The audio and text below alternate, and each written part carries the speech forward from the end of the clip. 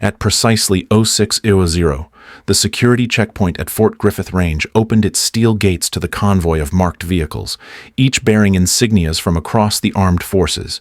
Navy, Army, Marines, and Air Force, all branches were represented. The trucks and SUVs filed through in silence, the kind that came not from tension, but shared purpose. By 7:15 a.m., the gravel lot near the observation deck was filled. Each participant signed in, displayed clearance, and moved to the staging area. The Nevada sun had barely crested the ridgeline, but already the valley shimmered with heat. The range itself stretched longer than the human eye could track unaided. Targets were staggered every 300 meters, starting at 1,500 and ending at a speck of metal bolted into a hillside at the far end. That target, set at 3,750 meters, was what they called the Ghost Zone. It had earned the name not because it was haunted, but because no one had ever landed a confirmed hit on it. Not during competition, training, or combat testing. Wind shear, thermal distortion, and terrain elevation created what the spotters called a ballistic Bermuda Triangle. Competitors unpacked their gear along concrete shooting bays, laying out rifles inside custom-built cases. Novak moved with practiced calm. His Barrett MRAD gleamed beneath a cover of matte black and desert tan. Every adjustment, every tool, was exactly where it should be. At 39, Lieutenant Commander Jack Novak was the closest thing the sniper community had to a legend. Former SEAL Team 5, 2 combat deployments in Ramadi, and a decade working black site precision testing for SOCOM. His spotter, a quiet senior chief named Hayes, checked mirage movement downrange. Wind out of the southwest, gusts up to 16 knots, peaking near 20. Novak didn't flinch. He made his adjustments in silence, not because of arrogance, but because everything that needed saying had already been said on previous ranges. A few rows behind the main cluster, sitting alone on a folding chair, was Master Sergeant Elena Vos. She wore an unmarked flight jacket, standard fatigues, and no branch insignia. Her hair was cropped short, her prosthetic arm resting limp across her lap. No rifle, no spotting scope, no clipboard. She wasn't there to compete, not officially. Most people left her alone. Some didn't recognize her. Others had heard whispers, but nobody questioned her presence. Not after a quiet word had passed from Colonel Hartman down the chain. At 800 hours, Colonel Hartman stepped onto the range deck with a clipboard in hand. He was old-school Army, airborne qualified, former battalion CO turned testing director. His voice cut clean through the desert air. Gentlemen, and one lady, welcome to the 15th long-range assessment. Targets are staggered from 1,500 to 3,750. Rules are standard. 3 rounds per station. 2 confirmed hits to advance. Final target is for record purposes only. He paused. This last piece was always delivered with a touch of drama. We call it the Ghost Zone for a reason. No one's ever made it. Conditions today aren't doing anyone any favors. You know the risks. You know the goal. Let's see who gets closest. A quiet ripple moved through the competitors. Some adjusted their scopes. Others exhaled slow and deliberate. Novak blinked once and nodded to Hayes. Across the deck, Elena didn't move. She didn't need to. Her eyes were already fixed on the farthest hillside, where the steel plate reflected the early sun like a coin half buried in sand. It was quiet now, except for the soft crunch of boots on gravel, the clack of bolts being checked, and the faint snap of range flags caught in dry morning wind. In less than 15 minutes, the first shot would be fired. It would land, or it wouldn't. Out here, in the Ghost Zone, no one assumed anything. At 8:30 a.m., the first relay moved to the firing line, each shooter locked in behind their rifles, shoulders tight, heads low. The range officer called targets at 1,500 meters. For this group, it was nothing more than warm-up. 3 shots, 2 hits to qualify, no one missed. The morning air was still steady, and mirage effects hadn't fully developed.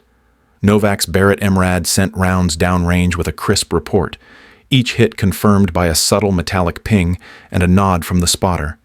His partner, Senior Chief Hayes, barely needed to speak. Their rhythm was years in the making. At 1,800 meters, elevation adjustments grew more nuanced. Windage shifted slightly right. Novak dialed 2 clicks and fired. The shot landed center mass. Hayes didn't smile. He never did on the line. Just gave a small tilt of the head. By 100 meters, the shooters started thinning out. One from 3rd SFG overshot his second round and failed to recover on the third. Another, a young Marine scout sniper, struggled with mirage layers as the sun intensified. Heat shimmer distorted the sight picture, making the steel plate blur against the ridge. Hayes noted it first. Left to right mirage, thickening by the minute. Novak responded without hesitation, adjusting hold rather than dialing, choosing speed over micro-precision. First shot hit. Second, a graze. Third, clean center. They moved forward. The Chaytak M200 from the Air Force team held longer than expected. Its longer barrel gave a slight edge in velocity, but the weight made quick repositioning tough. The shooter took too long between rounds at 400 meters and timed out. Novak didn't look his way. He'd seen good men fail at easier distances. At 2,700 meters, Hayes tapped the chart pinned inside his notebook. Wind had climbed past 20 knots with gusts up to 25. Mirage now shifted direction every few seconds, bending the horizon into waves. Novak's fingers adjusted the rear monopod slightly, flattening his base. Hayes called it quiet. 2 degrees left hold. Slight upward correction. Novak exhaled slowly and fired. The shot rang clear. Second followed within 6 seconds.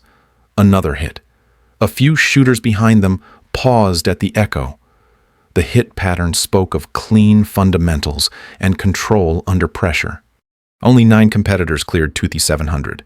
At 3,000 meters, the plate looked no larger than a coin balanced on edge. The wind snapped across the ridge now. Hayes rechecked the Kestrel, then raised binoculars. No time to overthink. He called corrections. Novak trusted the numbers. His first shot missed half a meter high. He blinked, reset. Hayes didn't flinch. Adjusted slightly. Next round landed low left, grazing steel. Last shot clipped it just enough for a confirmation. Novak lifted his head briefly, then shifted forward to begin the next setup. By 200 meters, only 5 shooters remained. The others stepped back, some shaking heads, others calm. No shame. At this level, failure wasn't personal. It was physics. And physics wasn't forgiving. Novak refilled his magazine without a word. The plate in the distance shimmered like it was underwater. Hayes whispered, "Right side push building. Heat distortions maxing." Novak's face didn't change. His trigger pull stayed smooth. But this wasn't just distance anymore. It was war with the elements, and the ghost zone was winning. Novak lay prone behind the MRAD, scope zeroed in, muscles still from hours of repetition. Hayes whispered final corrections. The wind had shifted again, bouncing unpredictably across the canyon. The target at 3,750 meters flickered in and out of focus, distorted by rising thermal waves. He squeezed the trigger. The rifle kicked. Nothing. Dirt kicked up a few feet left of the plate. Hayes muttered. Novak adjusted. Second shot landed short. Third was high. No hit. To his right, the Norwegian shooter sent 3 rounds from his Chaytak. All misses. Farther left, a Marine corporal from Recon tried a final attempt. No impact. 3 zeroed targets. 3 highly trained shooters. No one connected. Colonel Hartman stood at the command platform with arms folded, radio in hand. His voice came through the loudspeaker. That concludes the record attempt. All participants will stand by for... A crack rang out. It wasn't loud, more like a whip snap, short and clean. No one had fired. The range fell still. Out on the hillside, the steel plate twisted sharply, then broke in 2. The top half dropped left. The lower half tilted forward and clanged to the dirt. A perfect split. No muzzle flash, no sound signature, no flight path, just a broken plate. Spotters scrambled. Hartman barked orders. Every rifleman was ordered to hold position, muzzles up, bolts open. Nobody moved. Check thermals. Someone said, "Scan left to right. Confirm status of all shooters." The forward tech team zoomed high-res optics toward the impact site. Nothing. No crater. No fragment pattern. Seismic sensors. One tech answered, negative. No ground impact. No ordnance detected. Just breakage. Colonel Hartman's voice cut in again. I want confirmation. Did anyone fire without authorization? Silence. Then Novak spoke, his voice low, uncertain. We'd have heard it. That plate's 3 clicks out. You don't crack steel from nowhere. Spotters began to check timestamps on ballistic logs. No entry, no data, nothing made sense. Novak looked toward the observation deck. Vos was still there, seated. Same position as before. No scope, no rifle, just watching. Hayes leaned toward him slightly, keeping voice low. You didn't hear that come from a barrel, did you? Novak shook his head. A trick of the wind. Maybe. A vibration. A stress fracture in the metal. Someone checked maintenance records. The plate had been replaced 2 weeks ago. Solid steel, calibrated, and tested. The hillside was quiet again, except for that split plate, now resting in the dirt. For the first time all day, no one said a word. No one moved at first. The steel plate lay in 2 pieces, still warm under the morning sun. The silence stretched, broken only by wind tugging at the flags along the deck. Then Colonel Hartman stepped forward, boots crunching on the gravel, his voice level but sharp. Range command to all shooters. Confirm your last fire time. Confirm bolt open. Muzzle safe. Novak responded instinctively. Bolt up. Chamber clear. Hayes mirrored the action. So did everyone else. Still, the colonel wasn't satisfied. He scanned the deck, then his eyes locked on the far end. Vos hadn't moved. She sat with her prosthetic arm resting against her leg, body still as stone. Novak followed the colonel's gaze. She didn't look at anyone, just stared out toward the broken plate. Novak felt something shift in his chest. Not fear. Exactly. Not awe either. More like a question taking shape before an answer could exist. Hartman walked down the line, stopping just short of her. His voice lowered, not for secrecy but for respect. That wasn't part of the plan. Master Sergeant. Vos finally turned to him. Her expression didn't change. Her voice was low, even. It needed to happen. The colonel hesitated, then gave a single nod. He didn't push, didn't ask for an explanation. That told Novak more than anything else had. Later that morning, the competitors were called into the briefing room, a plain concrete building just off the range. Novak took a seat near the back, arms crossed. Vos entered with Hartman beside her. She walked slowly, not from pain, but something heavier, like she was carrying more than her own weight. Colonel Hartman kept it short. What you saw today is classified. You'll be briefed on limited details. Your discretion is mandatory. Then he stepped aside. Vos stood before them, no slides, no equipment, just her. 10 years ago, she said, I was part of a research program under DARPA. It was called Project Long Reach. Its goal was to explore cognitive projection, the ability to influence physical space through directed mental effort. The room didn't erupt. These were professionals. But Novak could feel the tension shift. A few leaned forward. One man exhaled slow, controlled. Vos continued. Most candidates failed the threshold. A handful showed weak responses in controlled environments. I was the only one who achieved consistent external effect. She paused. It wasn't safe. The neural strain triggered physical backlash. My right arm she lifted, the prosthetic slightly, was lost due to cortical overload. The program was shut down after that. Novak narrowed his eyes. He wasn't skeptical. He'd seen the plate crack, but part of him still clung to gravity, mass, impact, the things he could measure, account for. Why now, he asked. Why today? Vos looked at him, eyes calm but tired. Because limitations only matter until someone shows they don't. Her voice didn't rise. She didn't try to sell it. And maybe that's what made it believable. Novak glanced around the room. No one was laughing. No one was talking. She said it had taken years to develop control. that the cost increased every time, that focusing on a target wasn't enough. You had to become the outcome. Think like the round. Feel the wind, the distance, the resistance of air against steel. The phrase stuck with him. Become the outcome. She had trained her mind to do what no weapon could, but at a cost that made every trigger pull seem like a privilege. Novak realized something then. This wasn't about showing off. It was a warning. A quiet one. Vos wasn't trying to impress anyone. She was proving a point that couldn't be made with words. Elena collapsed minutes after the briefing ended. It happened quietly. No warning. No stumble. 1 second she was speaking with Colonel Hartman outside the operations tent. The next, she slumped forward, her prosthetic arm catching against the doorframe as she dropped. The medics moved fast. Within 30 seconds, she was flat on a stretcher, pupils checked, vitals patched into a portable monitor. Blood trickled from her nose and left ear. Novak caught a glimpse before the doors closed. The expression on her face wasn't pain. It was something closer to resignation. At 9:15 a.m., she was stabilized in the base medical bay. The lead physician, a former Navy neurologist, delivered the report with blunt efficiency. Elevated neural activity consistent with seizure onset. Pressure spikes in multiple cerebral regions. Her system had absorbed an electrical load similar to defibrillation. Novak didn't speak. Neither did Khalil, who stood beside him in the corridor.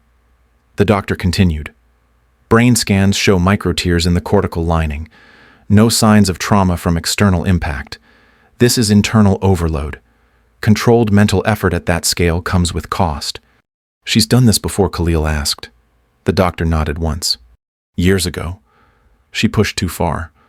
Resulted in catastrophic nerve conduction failure. Her right arm, he paused, was amputated not because of injury, but because the tissue lost all response. The nerve system collapsed from the inside out. Novak leaned back against the wall, his head tilted slightly, eyes unfocused. He'd been through blast trauma, watched teammates flatline in the back of a bird, but this felt different, like watching someone choose to burn from the inside and still light the match. Khalil broke the silence first. Why would she do that again? Novak didn't answer right away. He thought about the plate, the crack, the perfect symmetry of it falling apart. Because she could, he finally said, because we needed to see it. Inside the med room, Elena lay still. Tubes ran from both arms. A cooling pad was placed beneath her spine to reduce neural swelling. Her left hand twitched once, involuntary. Her prosthetic rested on the table nearby, inert. The room was dim, machinery humming low. The lights were kept soft, more for the staff than for her. She hadn't opened her eyes since the collapse. Back in the hall, Hartman arrived. His tone was clipped. Washington has already been briefed. They want a decision on program viability within 72 hours. Novak stood upright, jaw tight. You saw what it did to her. You want that in a training cycle. The colonel didn't flinch. I want results that match the threat profile we're facing. This program might be the only path that gets us there in time. Khalil stepped forward. She's not a system. She's a person. Hartman gave a tight nod. So are soldiers in the field. If this works, we save lives later. But if we push too soon... The colonel cut him off. We pushed because the window is closing. Now we see what comes next. Down the corridor, the monitors beeped in steady rhythm. Elena hadn't moved, but Novak knew she'd hear them, even unconscious. She always heard. The training began in a windowless annex behind the operations hangar. Nothing about the room looked extraordinary. Concrete floor, fluorescent lights, a line of chairs, and a metal desk pushed against one wall. In the center sat a single object, a small wooden dowel, balanced upright on a foam pad.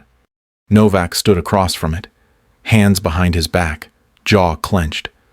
To his left, 2 other volunteers sat quietly, eyes closed, attempting to focus. An Air Force lieutenant whispered to himself, murmuring numbers. A Marine captain kept blinking, as if trying to stare the dowel into submission. After 2 hours, nothing had moved. Novak felt the sweat drying on his temples. His breathing was steady, but his pulse had risen steadily with each failed attempt. The instructor from DARPA noted vitals on a tablet, saying nothing. Elena watched from the corner, seated in a rolling chair with her left arm braced on the armrest. She didn't speak at first, just studied Novak like a sniper reading wind patterns. Then she rolled toward him slowly and stopped within arm's reach. "You're forcing it. That's why it won't come." Novak kept his eyes on the dowel. "I'm focused." "Focus isn't enough. You're still trying to control something separate from you." He didn't respond. The silence stretched long enough to feel like judgment. Elena's voice softened. "You've trained to predict, to measure, to adjust. That's what makes you lethal at range. But this isn't about prediction. It's about surrender." He shifted slightly. Surrender wasn't in his vocabulary. Not in uniform, not in combat, and definitely not here. Later that evening, he returned alone. The training room had been cleared, but the dowel remained. He sat cross-legged on the concrete and stared. Nothing changed. He narrowed his breathing, tried to still his thoughts. Sweat pooled again on his brow. His temples pulsed. Then the headache started. It built slowly, behind the eyes, wrapping around the base of his skull. He stayed anyway. By 22:40, blood trickled from his left nostril. He barely noticed. When he collapsed, he didn't fall fast. His body just folded forward, like someone had unplugged something essential. The med team found him at 2300, unconscious and pale. In the infirmary the next morning, Elena stood by his bed. She looked older in that light, tired in a way that rest couldn't fix. "You're trying to move the object," she said. "But that's not how this works. You have to become the movement. You're not the sniper anymore. You're the wind, the arc, the outcome itself." He blinked slowly, trying to sit up. His body ached like he'd run a 20-mile ruck in full kit. "That doesn't make sense," he said hoarsely. "Neither does quantum tunneling," Elena replied. "But you trust your GPS without understanding orbital drift. This isn't magic. It's precision. Just a kind you haven't been taught yet." He didn't respond, but he didn't argue either. Outside the window, dawn crept over the horizon. For now, the dowel stayed still. But something else inside him had shifted. Not acceptance, not yet. But maybe permission. At 07:45, a black SUV convoy rolled through the front gate of Fort Griffith. 3 civilians in tailored suits stepped out onto the range platform. Their posture was crisp, not military, but they carried themselves with purpose. Observers, yes, but not passive. General Hartman greeted them with a firm handshake and no small talk. Behind him, the range was already prepped. Freshly painted steel plates shimmered in the distance. Flags marked wind speed and direction. Staff moved with quiet urgency. The wind was gusting again, steady at 14 knots, peaking at 20. The sun hadn't yet burned through the early haze, but thermal shimmer had already begun distorting the lower edges of the far hill. The target was set at 3,150 meters. Hartman gave a short orientation. "What you'll see today represents the edge of current development. Project Long Reach is still under evaluation. Today's demonstration is designed to validate viability under range conditions." The officials gave tight nods. No questions, just eyes scanning the field. At 08:15, Novak stood just behind the observation line, arms folded. Khalil joined him, holding a clipboard with telemetry channels open. Neither was slated to participate. They were there to witness. Elena was already on the firing line. She stood alone. No rifle. No gear. Just standard fatigues and her prosthetic arm resting motionless by her side. The medics had cleared her for light activity only, but clearance was one thing. Intention was another. "You don't have to do this," Novak said softly. His voice didn't plead. Just acknowledge the truth. "Yes, I do," Elena replied. Her voice was calm, detached, almost. Some things can't be simulated. At 08:25, Hartman stepped forward. "This demonstration will be conducted under full observation. No interference, no assistive equipment. The target is live. Range sensors are active. The crowd stilled. A tech team finalized wind measurements. Wind out of the southwest. Light chop above 2,000 meters. Mirage heavy at target plane. Density altitude climbing. Elena closed her eyes. Her breathing slowed. 1 breath. 2. 3. Silence. The range usually carried sound, but now it felt like everything had been turned down. No movement, no wind in the ears, just air. Waiting. At 0829, she raised her left hand slightly, then let it fall. Her prosthetic hand twitched once. A thin line of blood appeared at the edge of her nostril. Khalil leaned forward. Something was wrong. Novak placed a hand on his shoulder without speaking. Then it happened. The target at 750 meters split apart with a sharp crack, louder than it should have been. The sound carried across the canyon, delayed by a second. The top half spun, struck the base of a boulder, and clanged to a stop. Elena dropped. No scream, no stumble. She simply folded. Khalil sprinted. Novak moved fast behind him. The med team hit the deck in 10 seconds. By 0832, she was unconscious, unresponsive. Monitors were hooked up within a minute. Heart rate irregular. Blood pressure spiking then crashing. Neural response peaking outside safe thresholds. Pupils unreactive. Vitals destabilizing. She was loaded into a gurney, pushed toward the med bay, her head tilted left. A red line ran from her ear, smearing along the collar of her uniform. Inside the bay, doctors issued commands quickly. Diazepam, cooling blankets, EEG sensors online, respiratory support. Now. Her brain activity looked chaotic, not like seizure, not like stroke. Something else. Something worse. Outside the medbay, Novak leaned against the wall. His hands were clenched, not out of fear, not entirely. More like helplessness wrapped in admiration he wasn't ready to admit. She knew this would happen, he said. Khalil nodded, his eyes still fixed on the trauma room window. She did it anyway. At 0910, General Hartman entered the waiting area. His tone had changed. The usual command was still there, but something had cracked beneath it. They saw enough, he said. The program will continue. Full funding. Directive signed on site. Novak didn't move. She's not going to walk out of there, is she? The general didn't answer. At 11:30, a nurse stepped out with an update. Stable for now. No brain bleed, but cortical activity is still unstable. Paralysis likely on the left side. Speech affected. Khalil lowered his head. Novak stood still, his voice low. That's what the shot cost. She gave them the proof they wanted. The nurse nodded gently. Sometimes proving it is the hardest part. Hours later, Elena opened her eyes. Her gaze was unfocused, but present. She couldn't speak. Not clearly. Not yet. But her eyes found Novak. He leaned closer, unsure if she even registered his presence. He whispered anyway. You did it. She blinked once. Her mouth moved. No sound. Just breath.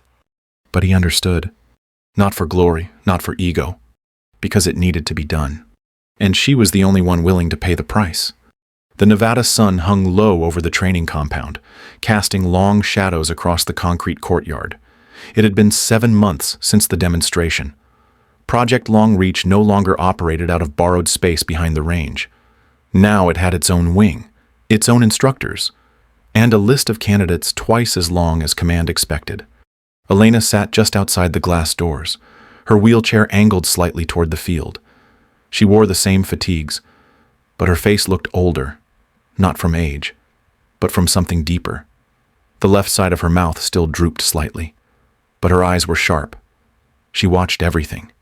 Inside, Novak moved through the training bay with quiet authority. The room had changed since his first attempt. No more dowels on foam pads. Instead, each station was marked with a metallic sphere suspended on magnetic bearings, small, precise, and safer. He walked past the first station, where a cadet named Ruiz sat in deep focus. Sweat beaded on the young woman's forehead. The sphere twitched slightly, then stopped. She exhaled too fast and lost the thread. Novak gave her a nod. Almost.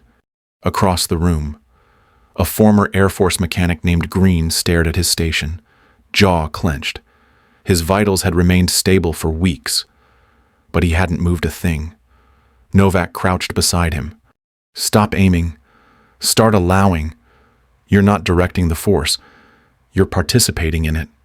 Green didn't respond, but something in his shoulders eased. At the far end, Khalil stood beside a third candidate, a wiry Marine named Park. She was already different, not just because she'd moved objects on day 2, but because she didn't seem surprised when she did. Novak watched as the sphere tilted, hovered, and shifted an inch. Park blinked once, wiped her eyes, and looked toward Elena outside the window. Elena nodded, just once, that was all. The breakthroughs weren't loud. There were no celebrations, no applause, just quiet notes logged, small nods exchanged, and a shared sense that something new was being born. Later that day, Novak joined Elena outside. He brought her a cup of black coffee, still steaming. She took it with her good hand, fingers stiff but steady. "Green's getting close," Novak said. "Park's already adapting faster than we expected." And Ruiz, frustrated, but she's the kind who'll grind through. Elena looked toward the field again. Park had returned to practice alone. No coaching, just silence and breath. "She's learning the rhythm," Elena said, "the space between effort and release." They sat in silence for a moment. Novak broke it gently. "You regret it." Elena didn't answer right away. Then she turned her head toward him, her voice steady. "Not if this is what comes next." The compound was quiet. No rifle fire, no explosions, just breath, intention, and discipline. Different tools for a different fight. Inside, Park lifted her hand slowly. The sphere trembled. Then it moved. Elena smiled. Just a little. It wasn't victory. Not yet. But it was progress. At 0620, the air over Fort Griffith's expanded training range was still and sharp. The desert was quiet, but alive. A bank of clouds hovered low on the southern horizon, and the air carried the faint smell of copper and dust.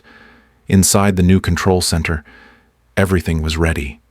Director Elena Vos sat in a padded chair beside the main console. Her posture was upright, even after all these years. Her prosthetic arm had been upgraded twice, though she still preferred to operate it manually. On-screen telemetry scrolled across 3 large monitors.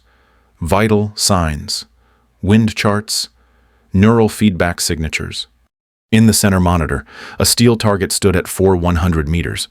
3 operators sat aligned in prone positions on the new composite deck, each facing the distant plate. They weren't holding rifles, no barrels, no scopes, no gear, just calm, focused breath. Park, now a lead instructor, coordinated quietly from the tower. Ruiz and Green stood behind her, observing like veterans at a change of command ceremony. The operators closed their eyes on cue. Synchronize? Inside the control center, Elena watched without blinking. Her breathing matched theirs, slow and even. 5 seconds passed. 10. The wind dropped for a single moment, too brief for any real shooter to time, too subtle for traditional instruments to command. The target cracked.